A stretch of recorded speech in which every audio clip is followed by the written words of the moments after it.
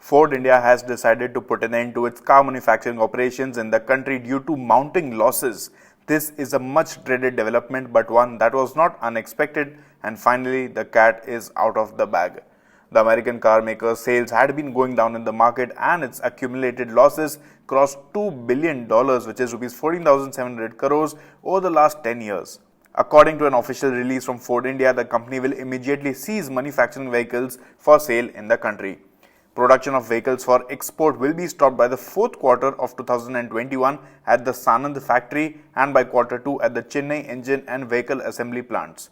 Sales of the Figo, Aspire, Freestyle, EcoSport and Endeavour models will cease once existing dealer inventories are sold, says Ford, adding that it will provide parts, service and warranty support to its customers in India. The company says before deciding to cease its Indian manufacturing operations, it looked at several options including partnerships, platform sharing, contract manufacturing with other OEMs and also the possibility of selling its factories, which is still under consideration. President and MD of Ford India, Anurag Mehrotra, said the decision to put an end to vehicle manufacturing in India was reinforced by years of accumulated losses, persistent industry overcapacity and lack of expected growth in India's car market. President and CEO of Ford Motor Company Jim Farley has stated that the decision has been taken as part of the company's Ford Plus plan, which he says would deliver a sustainably profitable business in the long run.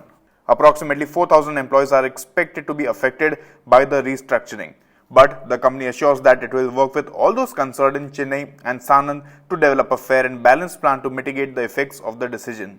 So what does the future hold for Ford India? The company says more than 500 employees at the Sanand engine plant and about 100 workers supporting parts distribution and customer service will continue to support its business. In addition, the company will maintain its parts depots in Chennai, Delhi, Kolkata, Mumbai and Sanand.